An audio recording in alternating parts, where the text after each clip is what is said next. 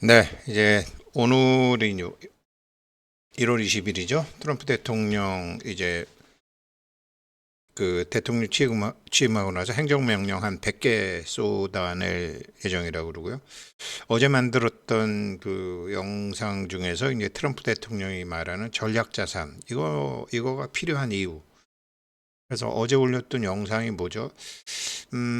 파이코인이 2018년도, 2019년도에 생겼잖아요. 그때만 해도 전 세계가 ESG 열풍이 불어가지고 무슨 환경이니 무슨 이런 지배 구조니 이런 것을 안 지키게 되면은 뭐 아무것도 못하는 기업의 금융도 파이낸싱도 일으키지도 못하는 어, 펀딩을 받지도 못하는 그런 참 폴리티컬 커렉트니스 그런 사회였죠. 입으로만 올바른 그런 사회였죠. 2018년도, 2019년도가 한창 그거였죠. 그때 바이코인이 준비를 해갖고 세상에 나왔죠. 중국 여인과 그리스 남자. 그 다음에 캘리포니아에 있는 스탠포드 대학 같은 게 전부 그런 ESG의 산실이었죠. 자, 그런데 레리 핑크 회장 같은 사람이 바람의 방향을 읽은 거죠. 그리고 나서 2022년도 딱 들어서고 나서 ESG 우리 안 해? 끝났어. 딱 그런 거 아니에요. 그러니까 파이코인이 갖고 있던 히든카드 하나가 무너진 거죠. 저는 그렇게 봅니다. 디센트럴라이즈, 모바일 퍼스트, 에코 프렌들리라고 했는데 에코 프렌들리가 어떤 꼭 그렇게 중요한 요소가 아니라는 거죠. 아마 거기서 이 파이 네트워크도 트럼프 대통령보다는 민주당 정권이 편했을 거예요. 그랬는데 그럼에도 불구하고 참 트럼프 대통령이 되건 바이든 대통령이 되건 세상은 투명성의 세상으로 갔거든요. 그 투명성이 KYC죠. 깨끗하고 투명하고 그리고 투명성과 미국 중심인 거죠. 바이든 대통령은 그러니까 중국하고 굉장히 가까운 중국에서 그 아들을 통해서 여러 가지 이런 가까운 줄 알았는데 미국이란 나라가 정책 당이 바뀌어도 국가를 위한 방향은 일정했죠. 그래서 트럼프 대통령 일기 때보다도 중국이 고생을 좀 더 했죠. 바이든 대통령 때. 이제 트럼프 대통령이 되고 난 다음에 그 선거 공약 39가지 중에 아주 앞에 아주 중요한 세 가지는 전부 중국에 관한 내용이기 때문에 중국이 이제 고난의 행군을 해야 되겠죠.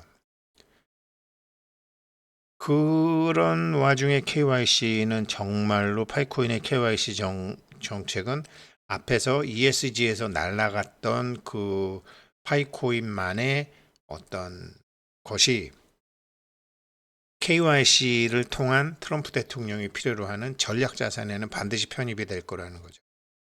그래서 제가 말씀드린 대로 ESG 경영이라는 게 꼭 나쁜 건 아닌데 이게 모든 것이 말로만 다 그냥 올바른 얘기는 다 했잖아요. 실제로 뒤로는. 그래서 이런 거 위선이다. 이중잣대다.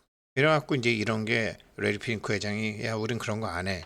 그래서 이게 지금 제가 보기에 조금 저도 좀 의심을 가졌었는데 그때는 그게 그랬으니까. 근데 이거 대신에 이제 여기에는 이거 유저 프렌들리 같은 게 이게 사용 239에서 10억 명, 그 다음에 진짜 사람, 이 투명성, 이 투명한 정책이 바로 전략자산의 필수 요소가 될 것이라는 거죠. 그래서 전략자산의 필수 요소가 되니까 이 트럼프 대통령 지금 아직 파이코인은 세상에 출시가 되지 않았고 아직 검증이 되지 않았지만 전략자산 암호화폐 추가 비트코인, 리플, 솔라나, USDC 어쩌고 저쩌고 하는데 리플도 리플보다는 훨씬 정말 리플보다는 최소 10배에서 30배 정도는 효용 가치가 높은 파이코인은 전략자산 암호화폐에 반드시 추가된다라는 거죠. 그럼 전략자산은 왜 필요하냐? 제가 말씀드렸잖아요. 트럼프 대통령의 경제 공약 핵심은 한마디로 감세 정책의 연구하다. 그리고 모든 수입품에 대해서 관세 부과를 하겠다. 이래갖고 미국의 제조업을 보호하고 우리나라에서 돈 뜯어먹는 얘네 우리나라에서 니네들 우리나라에서 돈 벌어갖고 그거 갖고 다시 우리나라 달러 사가지고 말이지 달러 계속 올라가고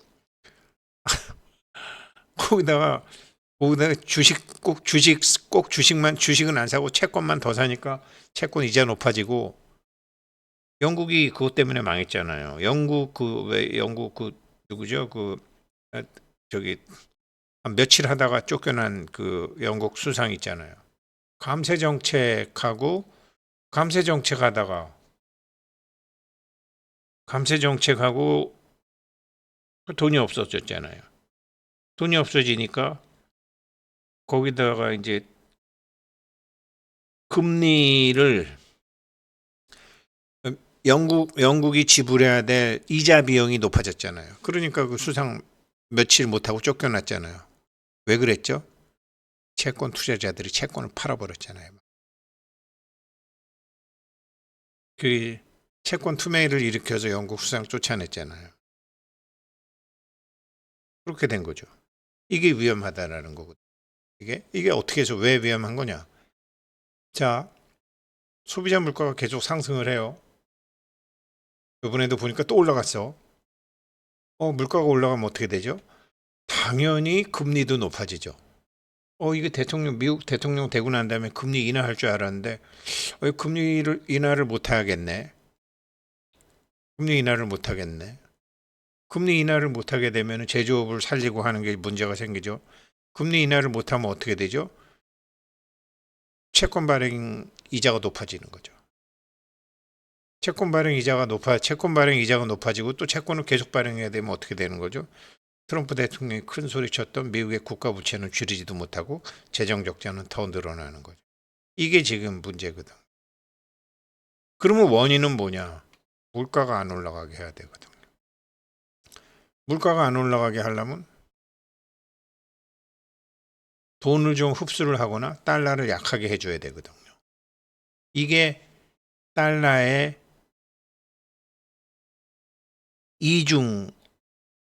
화폐의 이중 구조.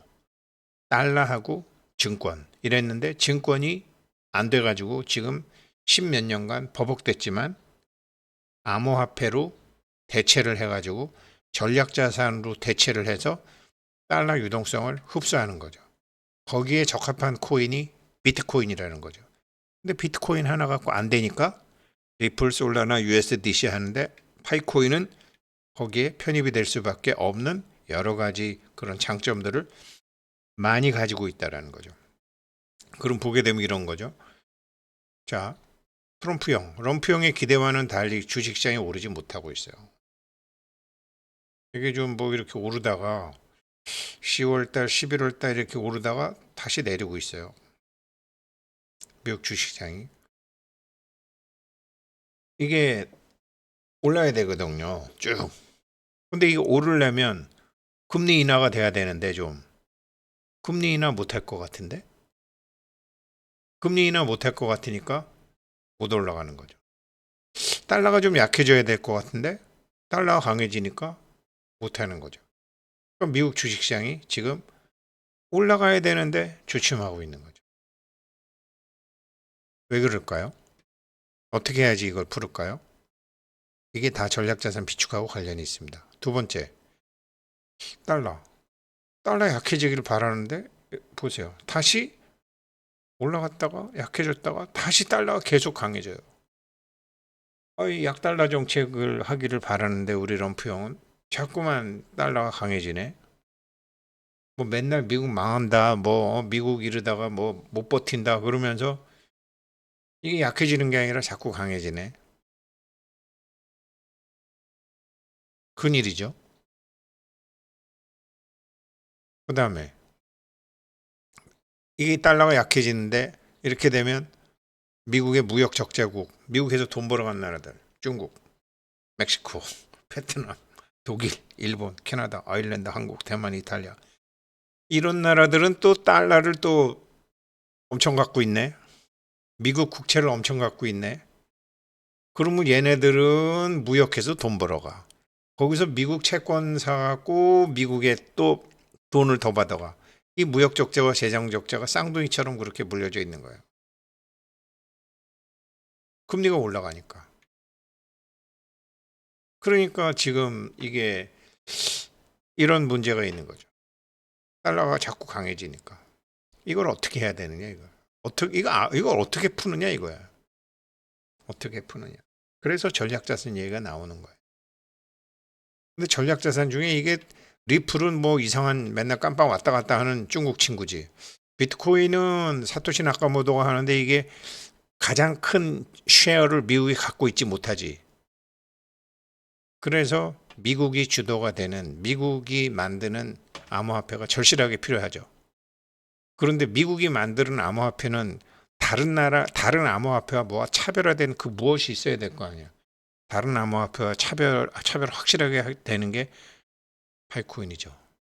그래서 아마 파이코인 코어 팀이 갖고 있는 코어 팀이 컨트롤할 수 있는 게 거진 한 50%, 1000억 개 중에서 500억 개 아마 그렇게는 안 되겠구나. 아직 채굴이 그렇게 안 되니까 지금은 한 50% 정도로 코어 팀이 갖고 있거든요.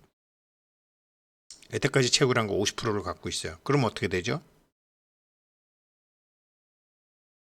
일대 주주가 확실하면 미국 정부가 욕심을 낼 수 있죠.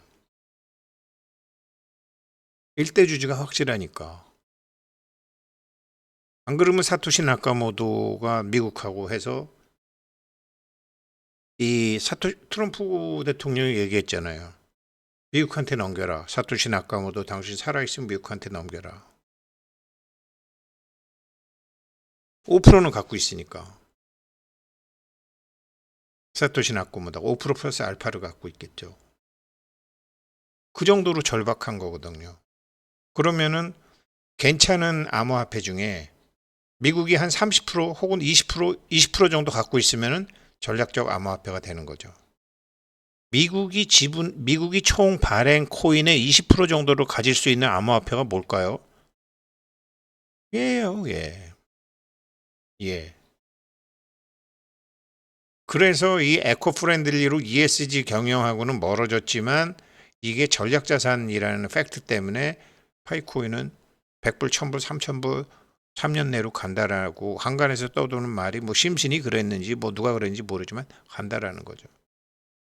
가는 길은 물컹덜컹 범피로드가 있겠죠. 뭐 못 사는 나라 사람들도 많이 있고 낙가마도 많이 있고 급한 사람도 많이 있으니까.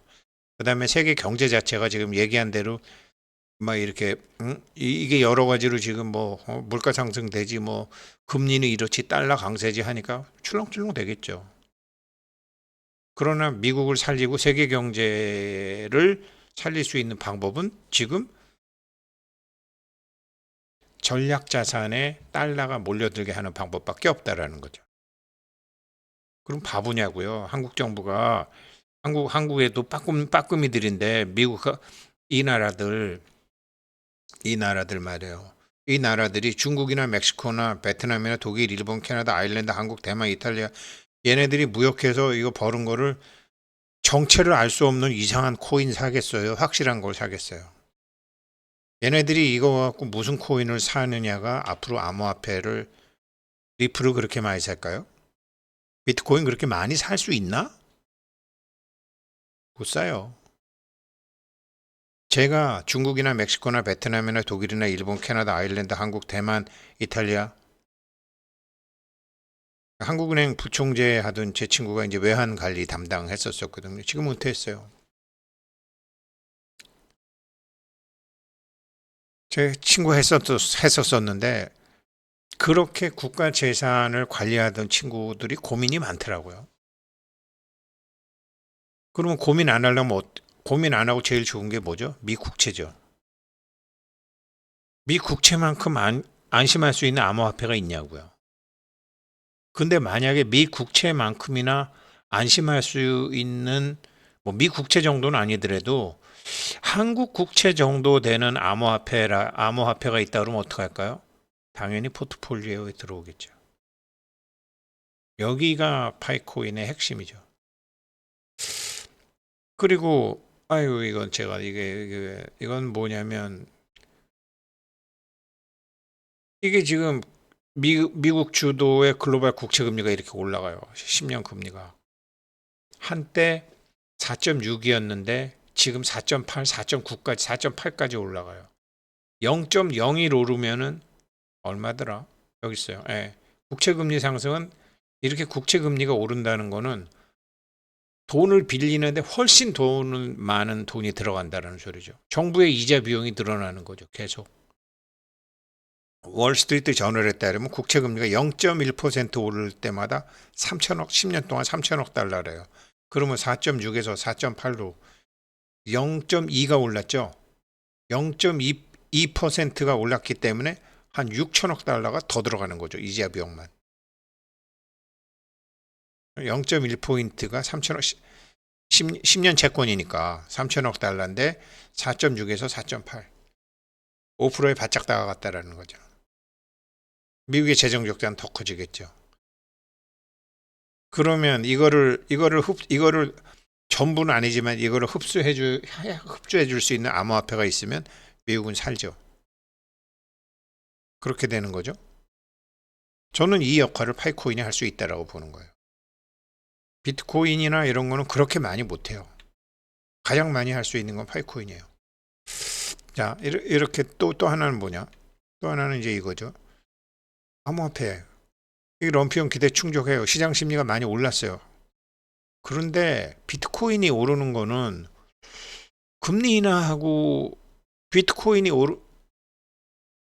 이게 금리가 암호화폐는 지금 트럼프 대통령이 되고 난 다음에 인정받지 못하던 것이 인정을 받게 되고 또 비제도권에 있던 것이 제도권으로 들어온다 그래갖고 지금 채권으로 몰리던 것이 좀 이렇게 암호화폐 시장으로 몰릴 수 있는 거죠. 몰릴 수 있는데 여기는 기본적으로 어떤 펀더멘탈 같은 게 없어.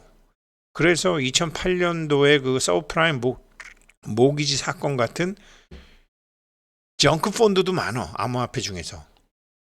그래서 여기도 암호화폐도 불확실, 미국 금리도 불확실, 미국 주식도 불확실, 미국 달러도 불확실. 원인이 뭐냐?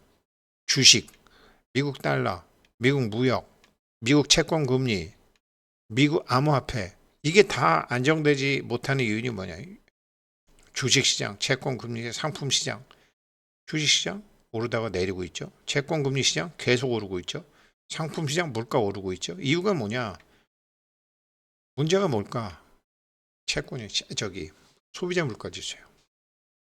소비자 물가 지수가 이렇게 다시 오르는 거예요. 소비자 물가 지수가 좀 안정이 되려면 러시아 우크라이나 전쟁도 좀 끝나야 되겠죠. 그 다음에 이스라엘 하마스 전쟁도 좀 끝나야 되겠죠.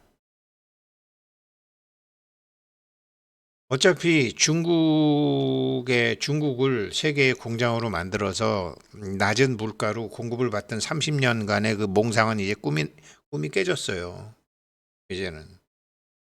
그래서 다른 거로 낮출 수밖에 없어요. 중국도 인구 구조가 가격이 뭐 올라갈 수밖에 없고 인건비가 올라갈 수밖에 없고 내부적으로 식민지 구조를 갖고 있지만 그것도 암만 인권이 없다 그래도 거기도 사람 사는 데인데 어느 정도는 할 수 있는 거죠. 어느 정도까지밖에 못 하는 거죠. 물가라는 거죠.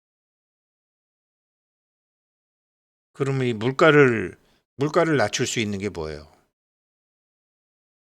돈이죠. 그런데 그 돈이 이게 꼭 미국의 소비자 물가 지수뿐만이 아니거든요.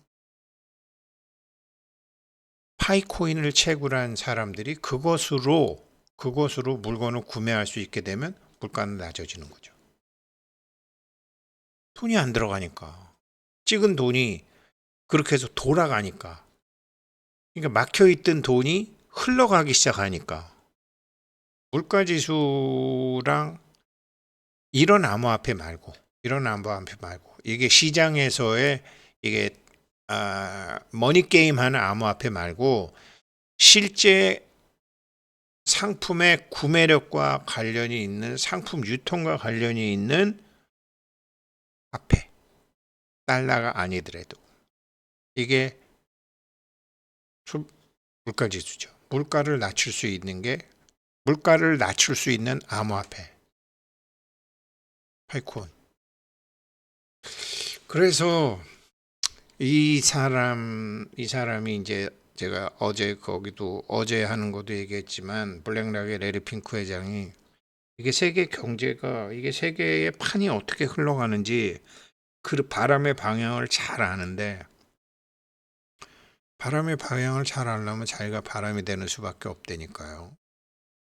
근데 이 사람 그거를 귀신같이 하는 거죠. 이 사람 안테나에 파이코인이 잡히게 되면 정말로 비트코인 오르듯이 오르겠죠. 펀더멘탈도 틀림없고 거기다가 미국에서 전략자산으로까지 들어가게 되면 시간은 됐지만 뭐 잠깐 이제 저 트럼프 대통령 그 공약을 보게 되면요. 예전에는 미국에서 액이 나면 미국 시민권 얻었잖아요. 근데 이제 앞으로는 그거 안 하겠다는. 중국산 상품에 대해서 60% 추가 관세를 부과하겠다라는 거 아니에요? 그럼 물가 올라가겠죠? 중국과의 무역 균형은 되겠지만 물가가 올라가겠죠. 미국 내 제조업이 그다음에 미국 기업 중국 투자 금지한다 그랬어요. 그다음에 중국 기업이 미국 내 투자하는 것도 금지한다 그랬어요. 상호 투자 제한한다 그랬지. 쟤네들하고 섞이기 싫어. 이렇게 되는 거죠. 중국 사람들이 미국 토지 매입 금지되죠. 이게 미국만 그럴까요? 점점 그렇게 되겠죠. 점점 그렇게 되겠죠. 그래서 뭐 이런 거랑 여기 이제 뭐 보게 되면 뭐 전기자동차 의무 폐지, 파이 기후협정 탈퇴, 뭐 해상 풍력 에너지 개발 중단, 뭐 이런 거. 그래서 제가 그 ESG 경영, 파이코인에서 얘기했던 에코 프렌들리 뭐 이런 거랑은 조금 거리감이 있는 정책이 나왔다라는 거예요. 유저 앤 플래닛 프렌들리. 그래서 이것을 바이든 정부 시절에는 이게 최근 30년간은 이게 아주 중요했지만 그래서 2018년도에 이거를 모토로 걸고 나왔지만 우크라이나 러시아 전쟁으로 맛이 딱 갔다라는 거를 레리 핑크 회장은 일찌감치 눈치채고 ESG 경영 폐기했죠. 근데 지금 이거를 폐기할 수는 없잖아요. 이게 이더리움하고 비트코인은 전기가 많이 드는데 우리는 전기가 안 들어요. 이렇게 그냥 야각에 지금 하고 있는 거죠. 야각에. 그 대신 KYC가 투명성을 내세우는 거고 또 지배구조가 미국의 전략자산에 편입되기에 너무 좋은 지배구조를 갖고 있다는 거죠. 그래서 파이코인의 미래는 엄청 밝다. 볼 수 있겠습니다. 감사합니다.